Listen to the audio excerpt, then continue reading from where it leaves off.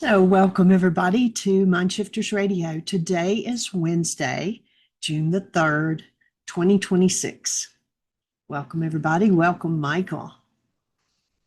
And let me just say, Rex, the 19-page Power Person worksheet is on the website, but as soon as Michael finishes editing the 21-page one, I'll send it to you. So, welcome, Michael.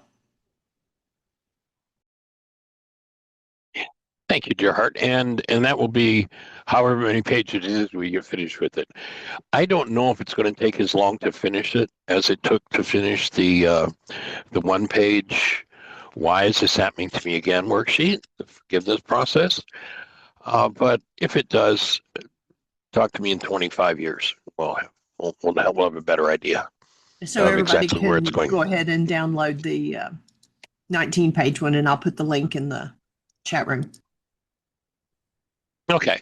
Yeah, let's start with that. And there'll be a few edits in it. And what I'm planning to do as we work with it is I'm going to plan to edit it as we go along. So it's a work in progress process, rocking along. So welcome, everybody. Delighted that you're here and delighted that we get to do this. I hope that everyone who was on yesterday's show, that the codependence picture clarified somewhat. It clarified for me, and I've actually been doing some more writing on it, actually accumulating all of my writing on it from the last 30 years. And so looking to synthesize that and bring more of the refinements into place. But it's a fun process to do. So how's everybody doing?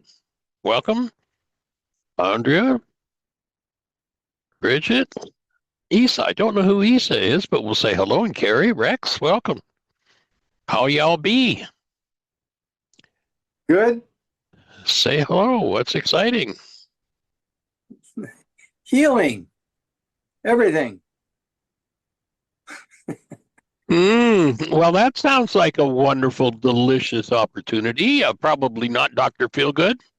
Yeah, that narrows it down, doesn't it? Yeah, well, I mean, yeah, I've been there, done that, and have done it over and over and over and over. One of the pieces that really made a shift for me that I talked about yesterday a little bit is when I realized that hostility is a mental illness, and when I was in hostility, when I could say to myself, "This is my mental illness," that really opened a whole different space for me in terms of my own personal process. And I think it's one of the things that actually opened the door to the deeper realization of what the power of the breath was or is, and the whole quantum stillpoint process opened up about that time. So cool. Well, I think that yes, my experience of opening things more. I think lots of, like we talked about yesterday, layers opening.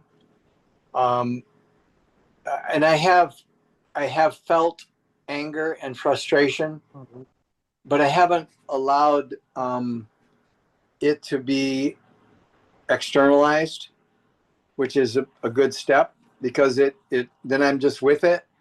And I mean, it's not like I've not done it at all. It's I still feel the frustration. I might feel agitation. I might not say the kindest, nicest thing, but I'm not being angry. There's a lot of knots in there. So there are a lot of knots in there. Let me offer you one thought from the Course in Miracles. The Course in Miracles says, okay, the slightest irritation covers the deepest rage. Yeah, it's there. It's there. So my point with saying that is to acknowledge that I am doing it more graciously with myself and others. Nice. And more kindly, and so it's not as unpleasant on both those sides. And why I brought it up now is it's opening up the things that are underneath it about, yes, my power person, but how I have manipulated my environment and the people in it to to not address what it feels like to be alone. Mm, And that's been really big. And that's that big stuff. came up this morning, big time, because I've had this wonderful opportunity that's been uncomfortable, but nonetheless a really growth producing opportunity with my arm. When I broke my arm 3 weeks ago, Sunday was Had to slow down. I slow down and be aware of what's happening and the restriction, but not a permanent thing, but just enough to really stir it up. And I went in yesterday to get it adjusted, to get it checked, a 2-week check, because they want to check it every 2 weeks for the healing period to make sure it's holding its position and such. And it has, which was the good news. The bad news was that this is the doctor's words. The bad news was that I needed to go above my arm again, above my elbow. So I can't move my arm at all. And when she put it on this time, she also put a little bit more leverage on top of the brake, which was a little pressure, and it really hurt a lot. And I thought, well, that'll just go away.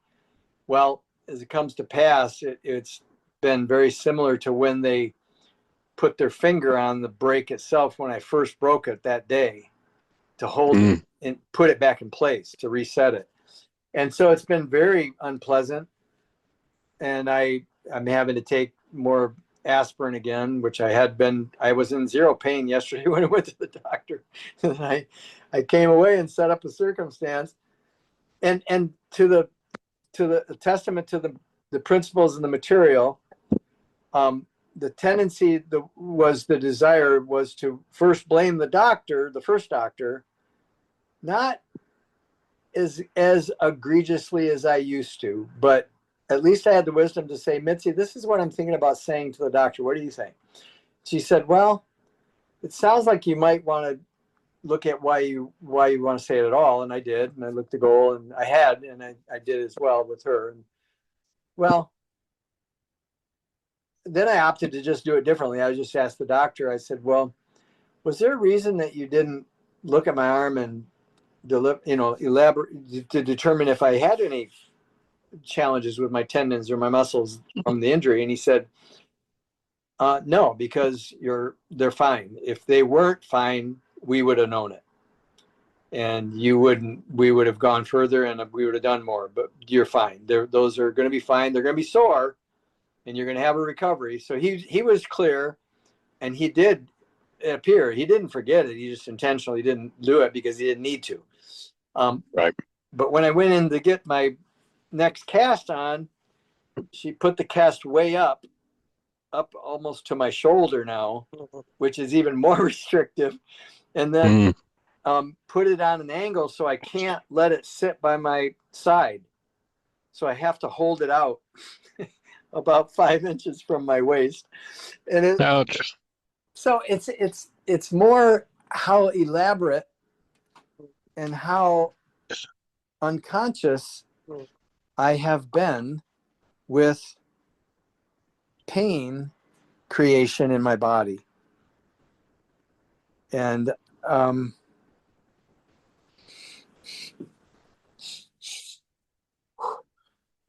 Breathing with you.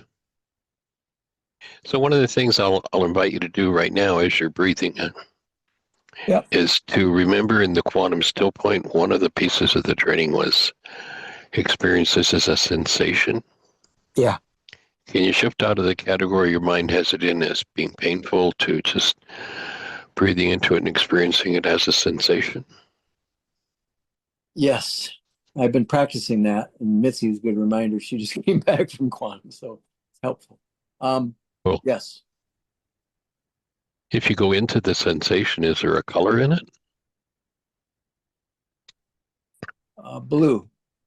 Blue. And is there a temperature to it?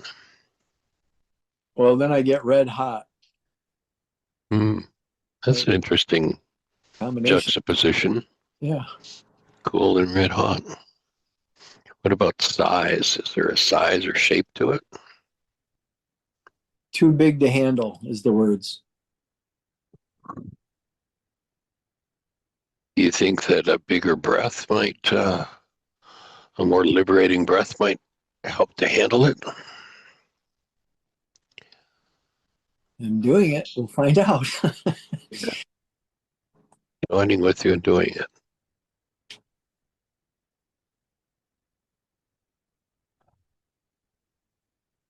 Are any of the descriptors that you just gave it words that you would use to describe your power person's behavior toward you? Yes. Big. Not able to handle it. Too big to handle. Yeah, red hot anger. Rarely did I get any soft blue. I can remember one time when my Uncle Byron was dying. He didn't die, he survived, but my dad cried at the table.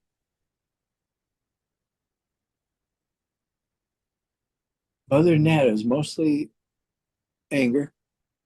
Yeah. And or frustration or some version of that anxiety energy. It's kind of where I accepted the idea that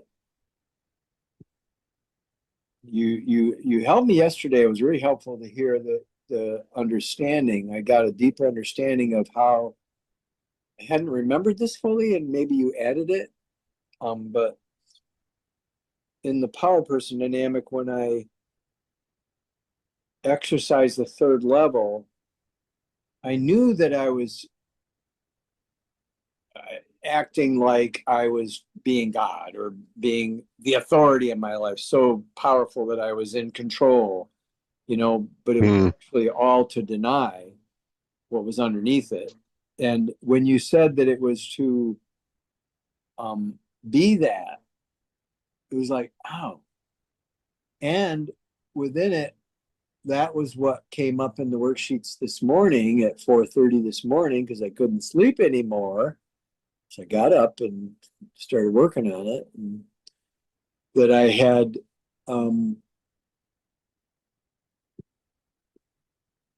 the fear of being alone and the resulting sadness that I feel from that place.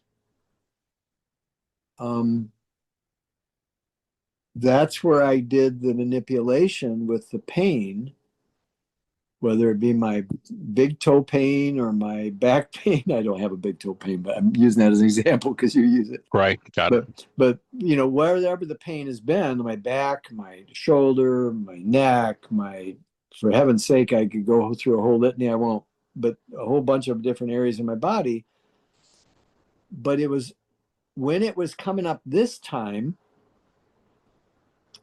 it was that reality structure, the fear of loss, the fear of leaving, being left alone and being on my own and being unloved and unliked and unlovable. And that's what I did the worksheets on. And it very much moved a lot of energy. And I've been continuing to breathe and allow it to heal, allow myself to heal. Wondering. Yeah, please. Is the real word, you used several words there. Sounded like perhaps you were dancing around. Is the real word underneath it all being abandoned? Yeah. So breathing Pretty with much. you into feeling, yeah, go for it, and just join with you and dropping into that. That's a big hurt.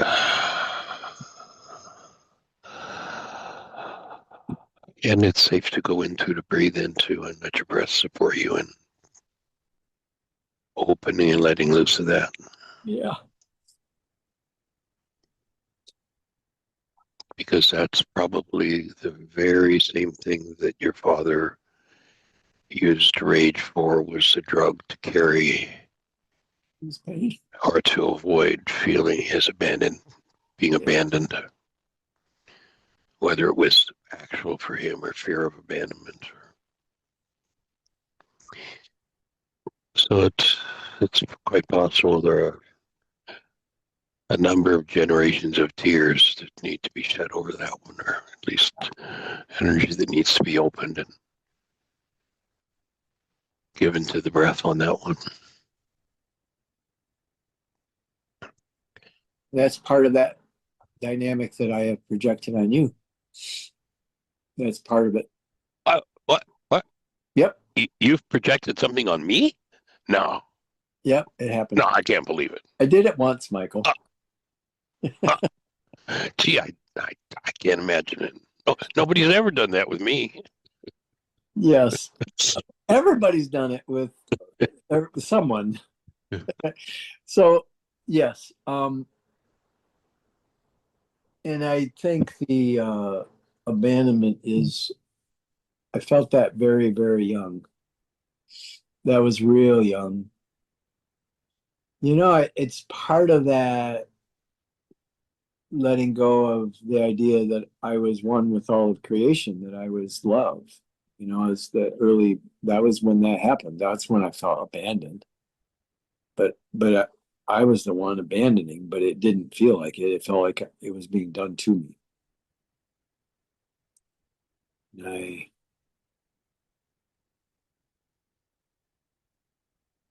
I'm willing to have that experience.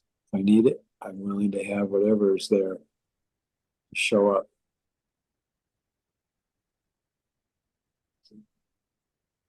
So I thought I heard the starting to drop into the grief of that, Yeah. pain of that, and notice you instantly went to words.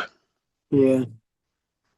And you might just want to look at that as a dynamic. Is that another way to avoid dropping in there? And if you get the blessing of it opening up again, maybe just let go of the words for a few minutes and just let yourself breathe into it and feel it. And it can be gut-wrenching pain. Well, that's where the discomfort is right in my solar plexus. It's where it's all tight.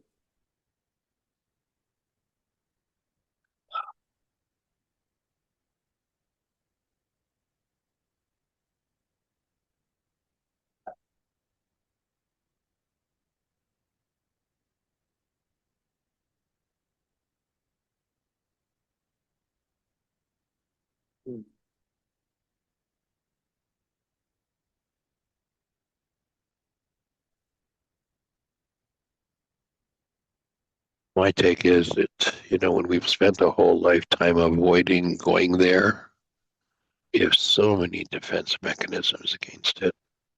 Yeah. That and the resolution is it if you get the blessing of touching it, to just let go of everything else and just breathe into it. Just fully go all the way into it, because the way out of it is through it. Yeah. It isn't by trying to stay away from it. Staying away from it means we get to carry it. That's where the dragons come from. The dragons and the Klingons. Yeah. So I hold the space and support you in willingness to be able to go to that depth. And when you describe how full your father's life was with that avoidance.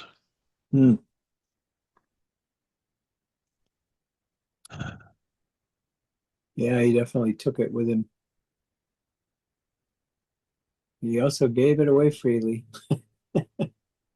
Well, I hold the space so you can get rid of both of those dynamics. Yeah, me too. Like, it's time for you to be free of it. It's time for people around you to be free of it. It's time for someone to have the wherewithal, the gumption, the guts, the courage, the breath to go in and literally blow things like that off for the whole world. When you hear the story of Yeshua in the Garden of Gethsemane, and they talk about he took on the sins of the world. That was presented to us when we were kids as, see, it was your fault, your sins, you made him suffer. But actually, what happened in the Garden of Gethsemane was just absolute delight of, oh, you want me to, now that I've awakened, to become the space to process all of this pain in the world and take it on, to move through me, to pass through me and be transmuted? Of course I'll do that.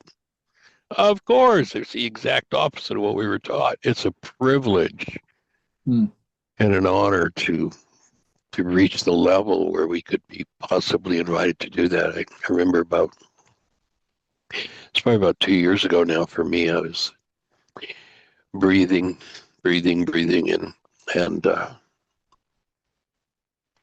actually don't remember this moment, whether I was just doing a breath session because I was doing one or whether it was something up for me. But I came to a point where I'm laying down, of course, and breathing along, and all of a sudden I get the instruction to look down. I'm laying on a bed with my eyes closed, and I get the instruction internally to look down.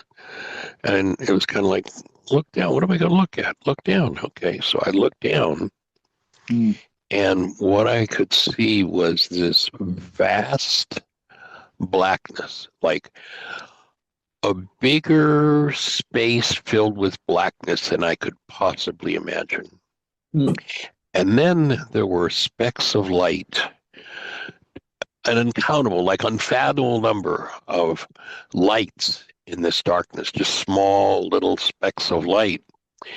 And I said, I asked, what am I looking at? What is this? And what I was told was, these are my ancestors and the darkness that they're existing in. And they are asking if you will help to transmute that darkness. And that's the moment at which I understood what happened with Yeshua in the Garden of Gethsemane. Was just like, of course, what a privilege. And so,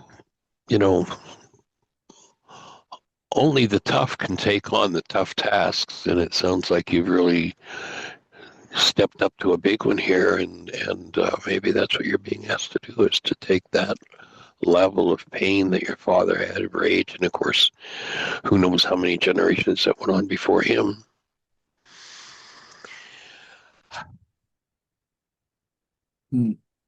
Yes.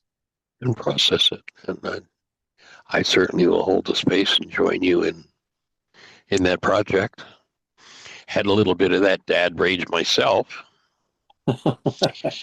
So I know where it goes. And so I'd certainly join you in holding the space and being the space where we can dissolve that from the planet, because there's just such craziness going on in the name of male rage today. It's bizarre. Yes, there is. And yes, we can. And yes, I am. I'm joining with you in that as well. I am, while it was happening, I breathed into it. At first, I breathed into it. Initially, it just felt very intense, and then it just softened. So I don't think I did a denial piece, but I might have. But it was initially that's what was happening for me. But I'm open to it. I know that it's real, that I've made it real, that it's something that I've got in me, that I have an opportunity to allow to change. And there's without question, it definitely generational, and it's not just my dad, but his dad, and that German heritage has been known for that in the males. Oh yeah, that's for sure. I used to be in the restaurant business, and I had a chef one time who was German trained, and this was just a young man back 55 years ago. And this is a guy who's maybe in his early 30s. And he shared with me that he had trained in a German school to be a chef. And that the head chef purposely wore long-toed, sharp boots. And that if, as a student, you stepped out of line, the reason he wore those long-toed, sharp-toed boots was he would aim the tip of that boot at your rectum when he kicked you in order to put you back in line. That was a discipline in a chef school. Wow. It's like, Jesus. And they call it discipline Yeah. as opposed to just wretched abuse. Yeah. Your age that you were talking about earlier. Yeah. Half was a male. You said he, so. Yeah. But at the end, Yeah. and what I have a tendency to do. I want to acknowledge again the part that was very helpful. It's all very helpful. Thank you very much. That I recognize now, and rather than allowing it to engage, I said, no, that's not realistic, or that's not. Back started hurting. I'm laying in bed and my arm was hurting. Well, my arm was I was having sensation contributing. Good catch. It's a lot of words, but I was having sensations in my arm that were unpleasant, and then I experienced as unpleasant. And my back started feeling that way too, and I went, "There's nothing. I'm just laying here. No, we're not going to do that. That's not all right. What is going on?" And it was kind of like, then let's just get up. So I got up, got some water, and sat down and started processing, and breathing and doing the work. And the understanding is something I've known for a long time, but I wasn't able to move to cause. And I think I'm closer to cause now. Mm-hmm. And what I'm referring to is it never made sense why I would create painful situations or sensations that I determine as pain in my body, in my mind, and in my life. And to manipulate others was like, well, the most obvious piece was, yeah, well, then they feel sorry for me and then they treat me nicer or whatever. And I got that when I was Right.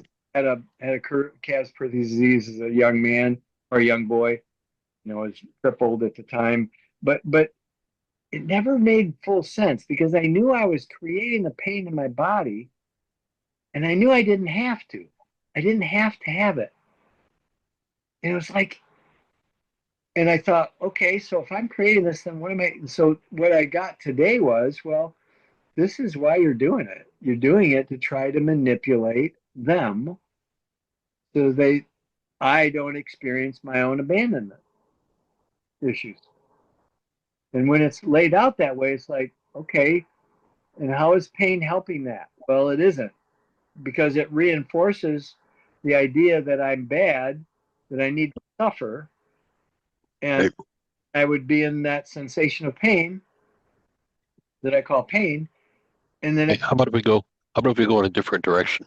okay, I think you're touching into something really important here, and words maybe are one of the ways you distract yourself. So my thought would be to perhaps just take a breath or two and ask yourself the question, how did it feel when my father, my power person, and maybe, sometimes we can have more than one power person. So this may not have been dad, but how did it feel when your power person, whoever it was, and I could imagine it might have been a circumstance where this was how mom got some attention, was by being in pain. Dad raged and got all the energy in the house. I could see that perhaps, and it might have been dad, but it might have also been mom or maybe another sibling that got attention. How did it feel when your power person used pain to get attention? How did that unfold, or did it unfold? I did not like it. I didn't like it at all. I would say it would be more, she was frail and small, and Dad was big and muscular, strong and tough, and blah blah blah. Hmm. And I think that was Mom. Yeah, That's the sense I get that it was Mom. Yeah, yeah. that was like the only quote unquote his weapon was his rage, and that was the only weapon she had. Yeah, she did a good job with it. Mm. Yeah, she had a lot of pain in her body. Now that we're bringing that to poor Bear, see, And notice that, and this will probably help to shift that dynamic internally for you. Notice that that weapon first has its impact on the person who's wielding it.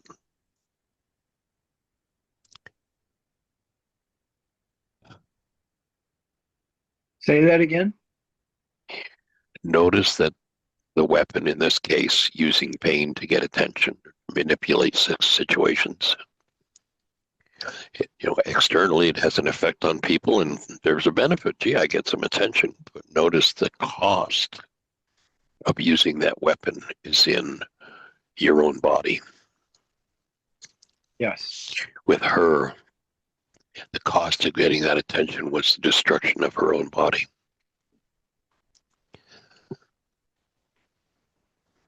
Self-destructive act, power person dynamic in order to get attention, in order to take control, in order to have some say, in all the dynamics that go on in the unconscious.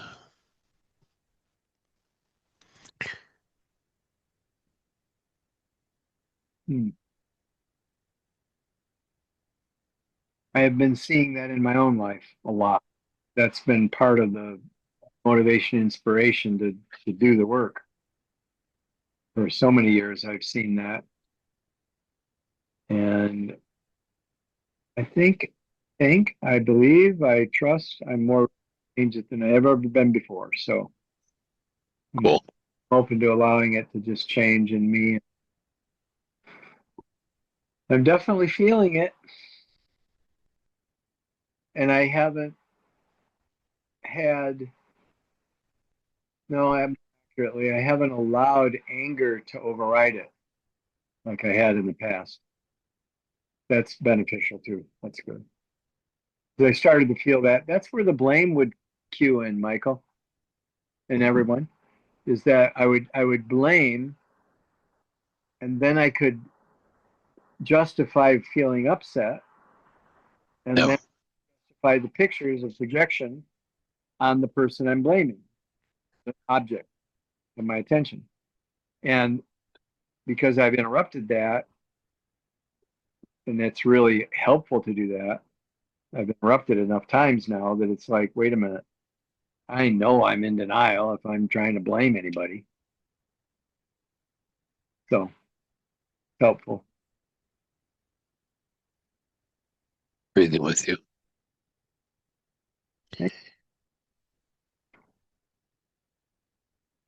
And notice how much of a challenge it is to give up our membership card in the one world universal religion of blame. That card that we were all had pinned on our foreheads by the time we were 4 years old. This culture is just. I think it's extremely common. And I think it's even more common amongst those of us that have been Reformed Catholics. That's been my way. The guilt and the blame are two of the biggest ones. I think it runs through all of them, Michael, but those two especially, guilt and blame with Catholics, I've found to be. Hope I'm not. Well, it's okay if I'm triggering any of you if you're Catholic. Breathe with me because I graduated from Lansing Catholic Central. I went to 12 years of school, so yeah. Oh, that's exactly. Have you ever seen the film? Let's see, what was the name of it? It's about an Indian man who crosses the ocean on a boat. Do you know what movie it is I'm referring to? Something of pie. Yeah, the Name of it. Story of Pi. Is it the Story of Pi? He had a lion in the boat, didn't he? Yeah, that's the one. Yeah. Yeah. Well, he comes to America, and the line that I'm thinking about is he comes to America and he becomes Catholic, and he says to somebody, I'm I was raised Hindu with millions of gods, so now I get to be guilty in front of millions of gods. It's the life of pi. The life of Pi. Yeah. That's good. Yeah. That's So I join you in giving up the guilt and reclaiming your original innocence. And instead of original sin, let's go for original innocence. The truth is, you came right out of the breath of God as pure and as innocent as any human being has ever been. And that whole persona, that mask that we took on, that was put on us, however the game worked, it's time to throw that mask away and reclaim your innocence. yes. I'm joining you in doing that.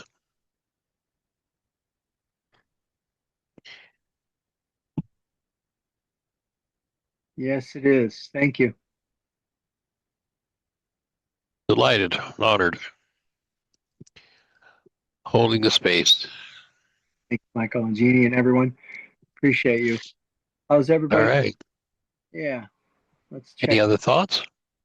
I feel good. Um, Thank you for helping to clarify those some more parts.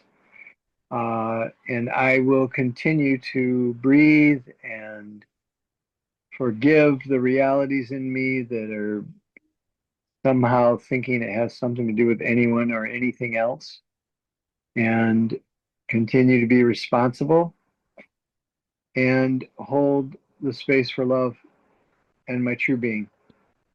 That's what I'm all about. That's what I'll do. Absolutely join you in that. Thank you. All right. Blessings. Right on. All right. Well, I'm going to just take a little turn here for a moment. Several of you know Patrick McGann.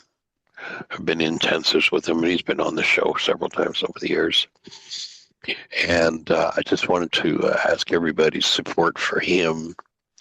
He's been through a very deeply trying 2 years with his wife, having some really severe physical issues. And yesterday afternoon, she passed away. Oh, yeah. So if everybody would just extend your heart and your breath to Patrick and his support. He's one of the original people involved in this work. Goes back to his, I probably met Patrick 48, 49 years ago. Hmm. So if everybody would just extend your heart and your breath to Patrick. He's in a really good space. The last several weeks, she went through a lot of suffering, and so on one hand, he's quite relieved that she's free of that suffering. And so, Terry, I see you just entered, and I was just asking folks to hold a space for Patrick McGann. His wife passed away yesterday. His text that he sent me when she passed yesterday was, "She is totally free now, peacefully and beautifully." So if you just extend your breath and heart to Patrick, that would be sweet. And I thought I saw Terry Bowling come in, but I don't see him. He's here. Okay, well, he's not showing up on my list, so Anyway, Terry, welcome. How are you, sir? Hello. I'm doing all Hey. right. Oh, there Yeah. you are. You just popped in. Well, I tried to get in one time. That's probably what you saw, and then had to jump off and get back. Yeah, I'm just catching just a minute here. Okay. Well, I was just sharing that Patrick McGann's wife passed away yesterday. Ask Oh, everybody to just extend support in his direction. for sure. For sure. I'm Yeah. sorry to hear that. How's Patrick doing? He's actually doing really well. She has had a very rough couple of years, and the last couple of weeks have been pretty severely intense for her. And so I think one of the biggest things he's feeling is appreciation that she's out of pain, because she was in a lot of pain, Yeah. a lot of suffering. So I'll reach out to him a little later. yeah, that'd be nice. That'd be nice if everybody knows him would drop him a text or call him and say hello. Yeah. Send him a breath. Yep. So anything on your mind today, Terry?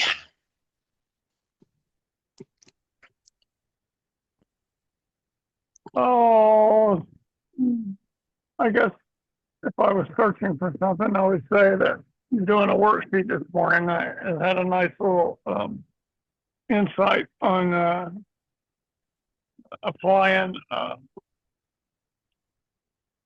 some different, or sometimes it's like, oh well, I need to look for something. It's like maybe I'm all done. Maybe I'm all done. Life's not delivering enough to you, Terry? Jeez, I'll Yeah. see if I can dig some things up for you. That's why I chuckled. So I was working through the 12-step process again, and looking at the different. There's a couple of steps in there, where you like 6, 7, 8, 9. Those are the ones once you get on past 5. To me, is one that sets you free when you Big one. have done your inventory and you share it with somebody. That was the big freedom movement. But then 6 and 7, you're looking at your the character defects that got you up to that point, and then 8 and 9 is looking at all the people that you negatively impacted and lining up to make some kind of amends. And it's like, well, that's certainly Right. It's a great area to look for upset, fear, and avoidance is a real big one that I've been noticing. And the slightest bit of avoidance on talking to someone or looking at something, you know what I'm saying? That's like a big red flag now. It's like, oh, okay, what do we got going on here? So that's what I've been playing around with the last couple of days.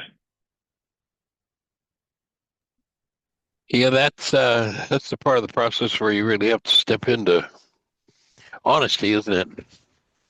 Honesty, faith. I mean, everything comes into play. Yeah. Looking at it's like one of my early sponsors here. His definition of humility, and I think he may have got it out of the 12 and 12 or something. Humility was being able to see, being right in the moment and seeing who and what you were, and at the same time seeing who and what you can become. Being able to see the big picture is true humility. Is truly accepting the challenges that you've faced and went through, and along with the hope and the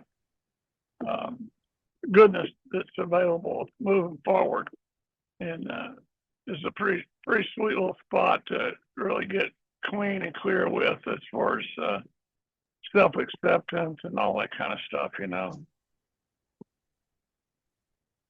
Well, that definition really parallels well with the Aramaic, which is, nothing to do with groveling the earth like a worm, but rather is the mental capacity to look for, acknowledge, and cooperate with the highest and best in another, And then, of course, turning that back toward self. Yeah, and I took and wrote out the Beatitudes in longhand. I copied it, and I just omitted the Aramaic so that it was more of a flowing English, modern English language. Because I found that when I was shifting, I was reading. It's one thing to study the Aramaic and then translate it over and look at it and work at all that. That's certainly a good and appropriate thing to do.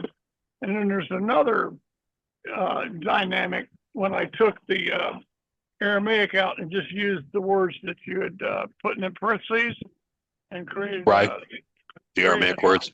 Yeah, and created a nice flow with it, and that really resonated at a deeper level too. And so I've had that with my worksheet that I can keep referring back to that, and I just love what is fair and just behavior towards neighbor itself. That's just sums it up. Fair and just towards each other. Yeah, I think that may be maybe the second biggest linguistic tsunami of the Greek misinterpretation of the scriptures. The first one being when they changed the word breath to have something to do with a ghost or a spirit of some kind, and then to remove the idea of just and fair behavior. That was a huge one. Yeah. It pretty much solve all world's problems. Yep. Yep, sure would. In a nutshell. Yeah. Absolutely. Well, joining you in making it a strength that individually and collectively we bring to the world. I appreciate that. All right. Any other thoughts for you today? I'm pretty good. I really set a goal, intention to create the space and time to come up for the one-on-one with you on the still point and The quantum. quantum still point. Yeah. So hopefully I can make that happen within the next month or two. Well, I'll hold the space for that and I'll look forward to it. Yeah. You are going to love it. I mean, you are going to be so blown away. I'm ready. Cool. All right. I'll bring my parachute. Cool. Thanks. All right. Miss Bridget, you had your hand up a few minutes ago, but we were in conversation, so checking in with you. Hi, everyone. So I was listening to Rex, and it just intuitively, the healer in me has some information. Are you still there, Rex? He's still here. Okay, so Louise Hay's teaching came in really strong. I don't go and walking, going around preaching her, but lower back, back is support and supporting, just releasing and supporting yourself and not judging what it is you're experiencing. That came through really strongly for me. Being aware of the generational impact of what you experience, and not owning, that you're creating pain to get attention or owning it, but like not judging yourself about it, just supporting yourself in your process. That's what came through really strongly to me when I was listening to you. And then also, and I started feeling, I was breathing with you and, feeling the energy moving through my body. And I was told to go lay in the grass. A long time ago, one of my teachers said, Mother Earth will heal you. Go lay on Mother Earth and give, all of your emotions and everything you're feeling within you, and she'll take it from you and re-energize you. And so I went and I did that, while I was intuiting, what you when you were speaking your experience. And I have also, a lot of structural issues, and then going through my process emotionally, I feel when I'm moving through the energy is heavy and sluggish. And one time a couple weeks ago when I was processing, I shared with Michael that I could barely move for about 18 hours. The pain inside of me was so intense as I was moving through the process of the emotional generational intensity of my generational stuff. And so I just remembered this lying on Mother Earth, and it instantly, when my master, my teacher, shared this with me a long time ago. um and I went out to I was actually in natural therapeutic school at the time, and I left. I was processing so intensely, stuff through my body, and I left the school and went out and lay down on the grassy knoll, and it really worked. So I invite you to try that. um be gentle with yourself, everyone who's going through this healing process, and try not to get too heady and thinking too much about it. The release process, being with it, being present with it, and releasing it, breathing with it, and utilize Mother Earth, who has so much energy and, gives unconditionally as this amazing, huge body of life. And all we have to do is lay on her, and she is very rejuvenating. So that was something I just felt very strongly to share. Wonderful. Thank you so much. All very good information and good reminders, and all pertinent. Appreciate you. Yeah, it is a good reminder. Thank you. My grandson loves to go outside, so I think when I finish the show, I'm going to grab him and go outside and lay in the grass for a little while. That's a good idea. Right. Thank you. Yeah. And I'm an outside person also. So most of the time on the radio shows, I'm outside also. I want to also thank Terry for his comment about red flag on watching who you avoid. I have avoided being around my brother for years. And so I've recently been given the challenge of creating a responsibility communication to share with my brother. And I'm watching my resistance to just writing it and watching all this like tearful sadness at how afraid I am of him. Can I interrupt? Please, thank you. I want to be coached on that one. Yes. So that last sentence you said, Uh-huh. I dropped the words of him because you Okay. just put your whole statement into the category of denial, dissociation, and projection. Okay, so Notice the terror I he's not in feel. this space. He's got nothing to do with it. Right. There is no terror of your brother. Yeah, There's the terror just terror in there. I feel. Yeah. Yeah. Yes, thank you. Thank you. I appreciate it. I actually knew what you were going to say when you asked me if I was open to that. I was like, "Oh yeah, I said of my brother." I definitely know there's a lot there, and I appreciate, Bridget, your comment on taking care of self, because it's okay if it takes me a while.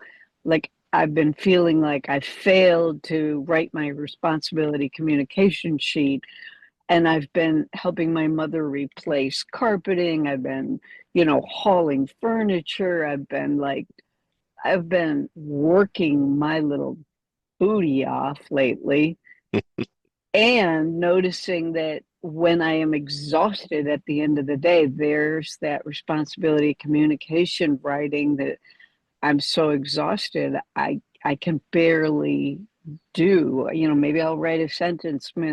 Every night I write a couple sentences, and then I catch myself judging how slowly this is going. And then thank you, Bridget, for reminding me this isn't a classroom. I don't have to please the teacher. I'm not going to get an F if I'm late, and just to breathe and be with this, because this is a big one for me. So thank you all for your comments today. Supporting you and being gentle with yourself. Thank you. This is something I'm learning. Yay. It's about time. And maybe it's something that your brother's just been waiting for. Maybe so. Someone who will be gentle with him. Yes. Indeed so. So holding space for that opening when it's time. Thank you. I feel you. I feel you all with gratitude. Oh, good. Sorry. This came through really strongly as well, that we, supporting ourselves through this process, being gentle with ourselves through this process. And it's like imperative and essential because our power person wasn't, and so then that's where we got the judgment of self and the the criticism of self and the anger with self, and it's all a self, that we're projecting on to the rest of the world. And so and this is hitting me so intensely with all of us, with every person on the planet, is Breathing with you, dear heart.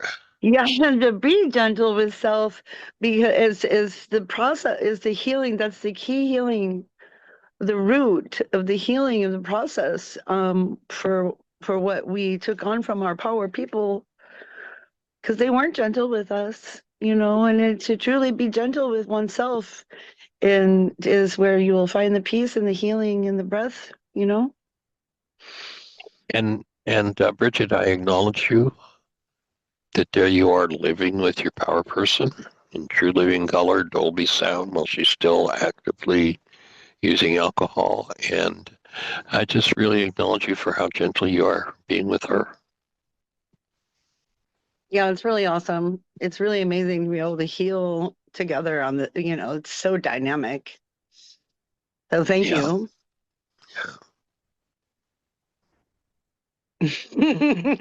So amazing. Oh, thank you, universe. Thank you, God. Thank you, me. Thank you, you.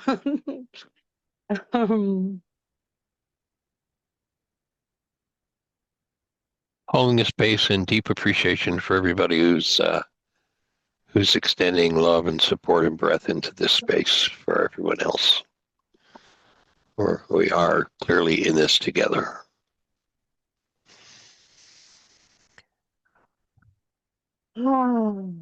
Yeah.